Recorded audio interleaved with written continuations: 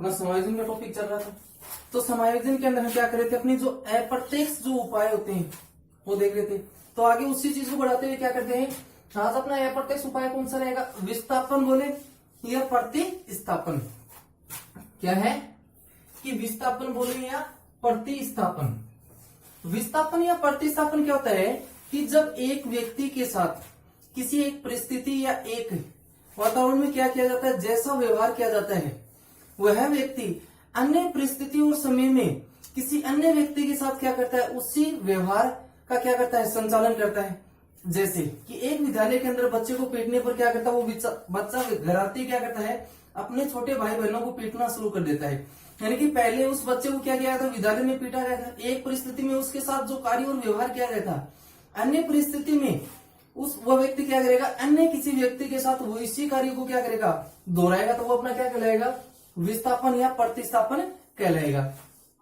तो अपना जो विस्थापन और जो बोले या प्रतिस्थापन युक्ति क्या होती है कि इस युक्ति में एक व्यक्ति के साथ एक परिस्थिति में जैसा कार्य और व्यवहार किया जाता है, वह व्यक्ति अन्य किसी परिस्थिति में उसी प्रकार का कार्य और व्यवहार अन्य किसी व्यक्ति के साथ करने की कोशिश करता है।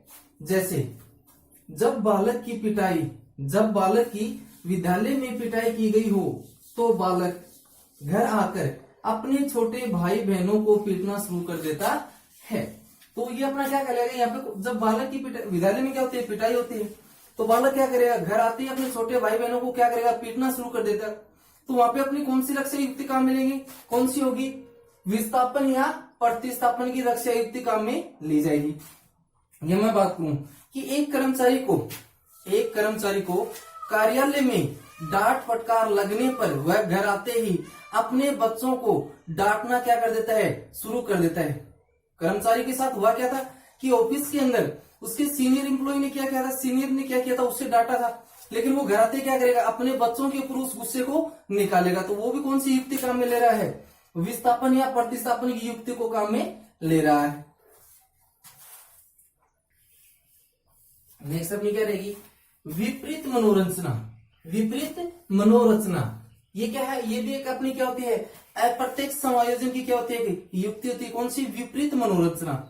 इसमें क्या होता है कि जब एक व्यक्ति वातावरण में समायोजन को स्थापित करने के लिए अपनी अच्छी और सकारात्मक आदतों व बातों को छोड़कर नकारात्मक और बुरी आदतों को क्या कर लेता है, सीख लेता है या उनको करना शुरू कर देता है, तो अपनी कौन सी युक्ति का मिला है, विपरीत मनोरचना की क्या होगी, वहां पे युक्ति होगी। जैसे कि एक लड़का अपनी मित्रता को बनाए रखने के लिए अपने दोस्तों के साथ क्या करना शुरू कर देता है, मादक पदार्थों का सेवन करना शुरू कर देता है। यानी कि वो लड़का क्या कर रहा है, अपनी मित्रता को बनाए रखने के लिए क्या कर रहा है, उन अपने मित्रों के साथ क्या कर रहा है, मादक पदार्थों का सेवन करना क्या कर देता, शुरू कर देता। लेकिन पहले ऐसा नहीं करता था। तो पहले उसकी आदतें और बातें कैसी थी, सकारात्मक और अच्छी आदतें थी। लेकिन उस वातावरण अपने मित्रों के साथ समायोजन करने के लिए उसने क्या कर दिया है, उन मादक पदार्थों का सेवन करना शुरू कर दिया। तो यहाँ पे अपनी कौन सी युक्ति होगी, विपरीत मनोरचना की युक्ति। ये क्या होती है कि जब कोई व्यक्ति वातावरण में समायोजन को स्थापित करने के लिए अपनी अच्छी और सकारात्मक आदतों को छोड़कर बुरी और नकारात्मक आदतों को क्या कर लेता है, सीख लेता है। जैसे क्या है कि मित्रता को बनाए रखने के लिए मादक पदार्थों के सेवन को शुरू कर देना। तो यहाँ पे कौन सी रक्षा युक्ति होगी, विपरीत मनोरचना की रक्षा युक्ति को क्या करेगा बच्चा, काम में लेना शुरू कर देगा। नेक्स्ट अपनी कौन सी युक्ति रहेगी, शोधन बोले या उदात्तीकरण बोले या मार्गान्तीकरण। इसका मतलब क्या था कि मार्ग को बदलना, या व्यक्ति जो अपना जो व्यवहार का संचालन कर रहा है उस व्यवहार में क्या करना, परिवर्तन करना है, क्या कहलाता है, शोधन कहलाता है, मार्गान्तीकरण कहलाता है या उदात्तीकरण कहलाता है।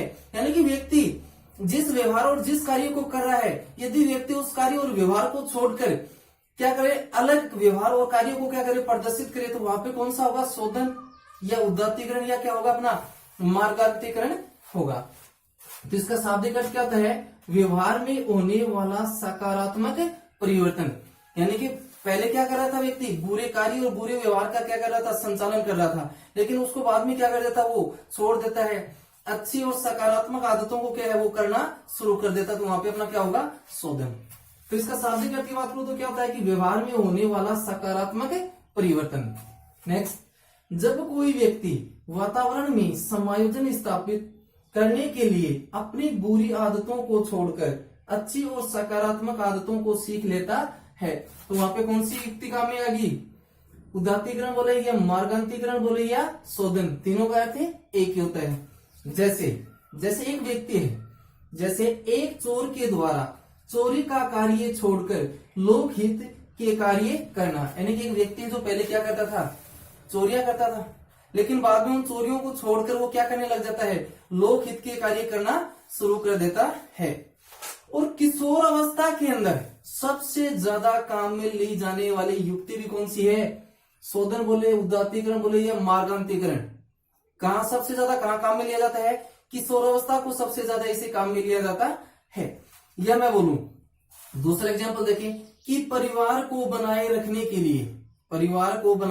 के लिए मादक पदार्थों का सेवन करना क्या कर देगा व्यक्ति, छोड़ दे, तो वहां पे भी अपनी कौन सी युक्ति होगी, शोधन, उदात्तीकरण या मार्गांतीकरण, तीनों का अर्थ क्या आता है, एक।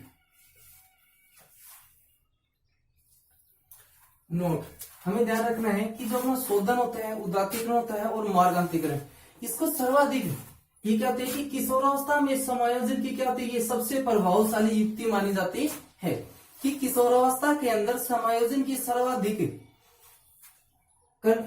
करने की सर्वाधिक प्रभावशाली युक्ति कौन सी मानी जाती है, तो अपना आंसर क्या रहेगा, शोधन, या इसी को क्या बोलते हैं, मार्गांतीकरण, या इसी को क्या बोलते हैं, उदात्तीकरण बोलते हैं। नेक्स्ट अपनी युक्ति रहेगी दीवासोपन, जिसका शाब्दिक अर्थ क्या होता है, कल्पनाओं में प्राप्त करना। दीवासोपन का क्या होता है, कल्पनाओं में प्राप्त होना, यानी कि यथार्थ जीवन या समय के अंदर क्या कि व्यक्ति किसी वस्तु या पद को प्राप्त नहीं कर पाता है, लेकिन उस वस्तु या पद को क्या करता है व्यक्ति, कल्पनाओं में क्या करता है, प्राप्त करता है, या सपनों में क्या करता है, उसे प्राप्त करता है। तो वहां पे कौन सी युक्ति को काम में ले रहा है, दीवासोपन। और दीवासोपन वो सर्वाधिक कौन सी अवस्था के अंदर देखे जाते हैं, किशोरावस्था के अंदर सर्वाधिक दीवासोपन क्या किए जाते हैं, देखे जाते हैं, यानी कि सपने वो सबसे ज्यादा कब आते हैं, किशोरावस्था में आते हैं, क्योंकि इस अवस्था के अंदर व्यक्ति अपने क्या करता है, किसी वस्तु या पद को प्राप्त नहीं कर पाता, तो उस समय क्या करता है, उस वस्तु या पद को सपनों में क्या करता है, प्राप्त करता है। और दीवासोपन होता है वो क्या होता है कि क्षणिक सुख प्रदान करने वाली अवस्था होती है या युक्ति होती है, यानी कि इससे क्या होता है कि व्यक्ति को कुछ समय के लिए सुख और शांति की क्या होती है, प्राप्ति होती है। तो अपनी कौन सी युक्ति रहेगी, दीवासोपन।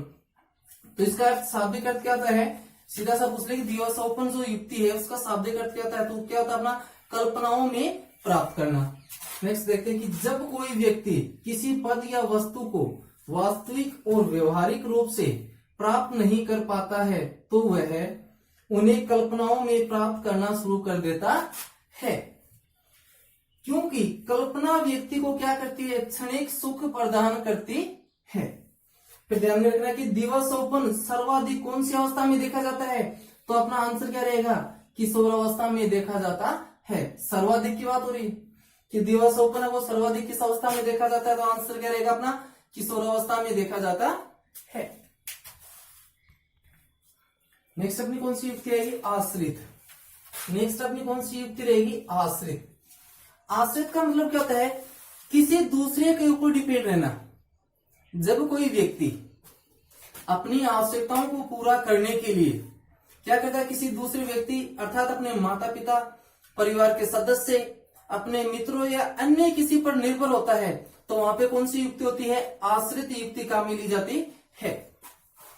तो ये कहते हैं कि जब कोई व्यक्ति स्वयं अपनी आवश्यकताओं को पूरा करने के लिए अपने माता पिता, परिवार के सदस्यों, मित्रों या अन्य किसी पर निर्भर रहना शुरू कर देता है, तो वहां पे कौन सी युक्ति होती है, आश्रित युक्ति होती है।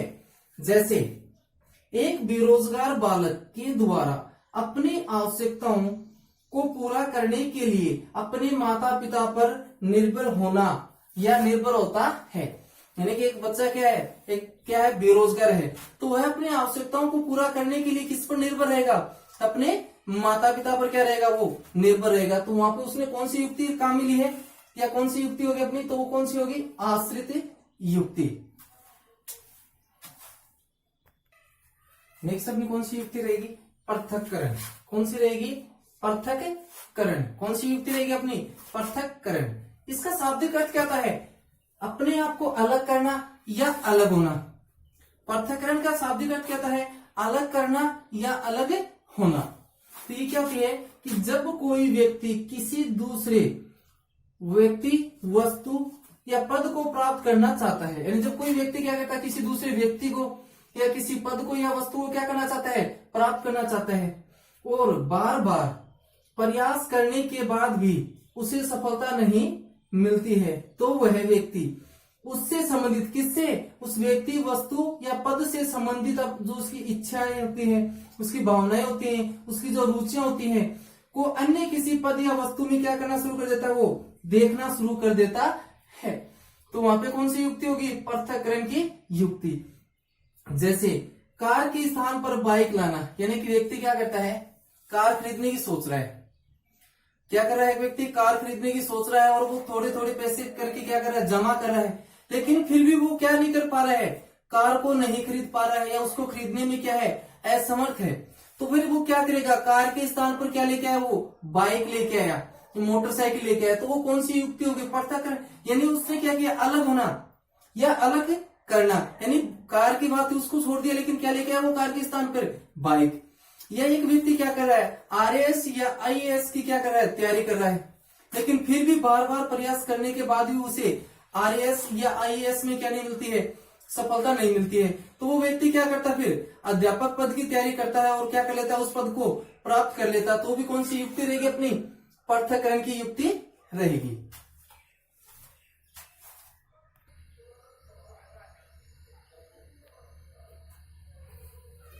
नेक्स्ट हमने क्या कर लिया, प्रत्यक्ष उपाय देख ली, अप्रत्यक्ष उपाय देख ली। अब बात करेंगे तीसरा अपना क्या रहेगा, सती पूरक उपाय। कौन से रहेंगे अपना तीसरे नंबर पे, 4 उपाय बताए थे, तो सती पूरक उपाय कौन से रहेंगे, ये कितने होते हैं, तो 2 होते हैं। तो नंबर 1 पे क्या आएगा, प्रत्यक्ष सती पूरक उपाय। पहला कौन सा अपना, प्रत्यक्ष सती पूरक उपाय। ये क्या होता है कि बालक जिस कार्य या विषय में कमजोर होता है, तो बालक उसी कार्य या विषय में रुचि लेता है, मेहनत करता है और क्या करता है, सफलता को प्राप्त करता है।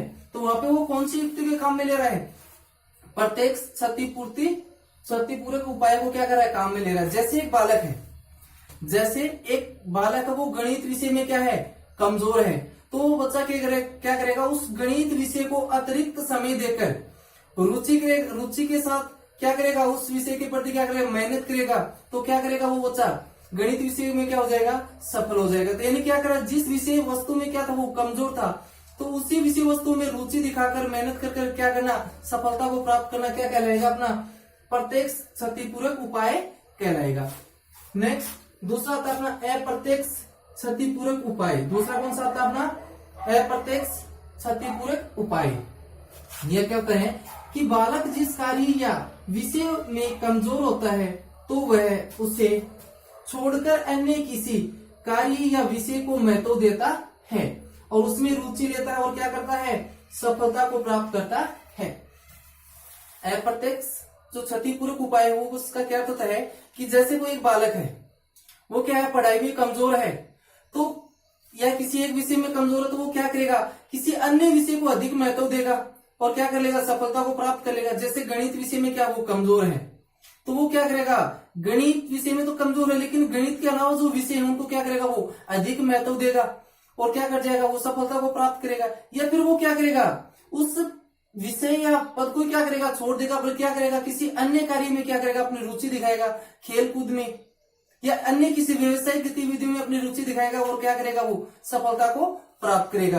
तो वो अपना कौन सा उपाय रहेगा, अप्रत्यक्ष क्षतिपूरक उपाय रहेगा।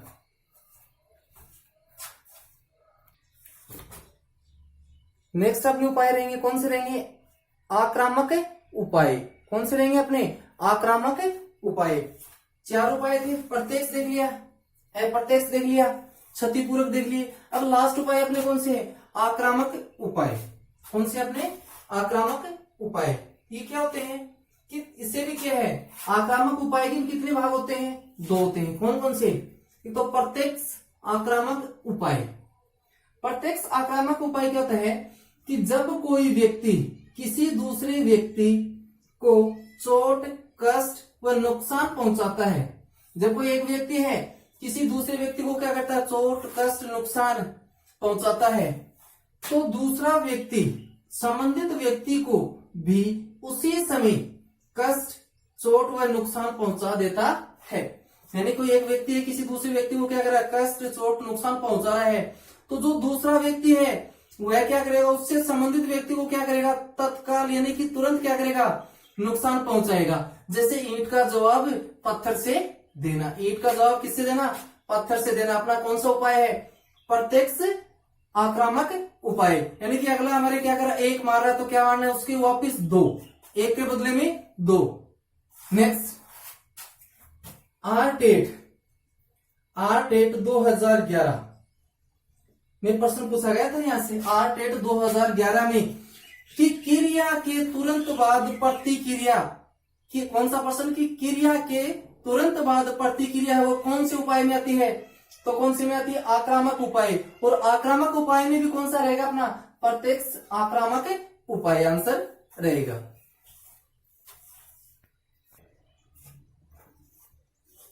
नेक्स्ट और लास्ट आज का अपना जो समायोजन का टॉपिक है वो क्या है? आज अपना कंप्लीट हो जाएगा। तो इसमें लास्ट अपना क्या रहेगा? जो आक्रामक उपाय है उसके 2 भाग थे। एक तो प्रत्यक्ष उपाय देखा था जिसमें क्या था कि क्रिया के तुरंत बाद प्रतिक्रिया होती है, कि उसी समय क्या है अगले को भी चोट या नुकसान पहुंचाया जाता है। दूसरा कौन सा होता है अपना? अप्रत्यक्ष आक्रामक उपाय। दूसरा कौन सा होता है अपना? अप्रत्यक्ष आक्रामक उपाय। इसमें क्या होता है कि जब कोई एक व्यक्ति इसमें क्या होता है कि जब कोई एक व्यक्ति किसी दूसरे व्यक्ति को क्या करता है? चोट, कष्ट या नुकसान पहुंचाता है, तो वह व्यक्ति उससे संबंधित व्यक्ति को क्या करता है? उसी समय कष्ट या नुकसान न पहुंचाकर उचित समय पर उससे संबंधित व्यक्ति को क्या करता है? कष्ट, चोट या नुकसान पहुंचाता है। तो वो अपना क्या रहेगा? अप्रत्यक्ष आक्रामक उपाय रहेगा। और इसका संबंध है वो क्या नहीं है? ये किसको महत्व नहीं देता है? क्रिया के तुरंत बाद प्रतिक्रिया को महत्व नहीं देता है। कौन सा नहीं देता है? अप्रत्यक्ष आक्रामक जो उपाय होता है वो क्रिया के तुरंत बाद प्रतिक्रिया को क्या नहीं देता है? महत्व नहीं देता है। तो अपना कौन क्या रहेगा ये? कि जब कोई व्यक्ति किसी दूसरे व्यक्ति को चोट, कष्ट व नुकसान पहुंचाता है, तो दूसरा व्यक्ति संबंधित व्यक्ति को तुरंत कष्ट, चोट व नुकसान न पहुंचाकर अवसर मिलने पर उसके परिवार के सदस्यों को क्या करता है? चोट, कष्ट व नुकसान पहुंचाता है। नेक्स्ट अर्थात इसमें क्रिया के तुरंत बाद प्रतिक्रिया को क्या नहीं दिया जाता है? महत्व नहीं दिया जाता है। तो अपना जो समायोजन का टॉपिक है वो आज क्या होता है? कंप्लीट। कल क्या रहेगा अपना? एक नया टॉपिक।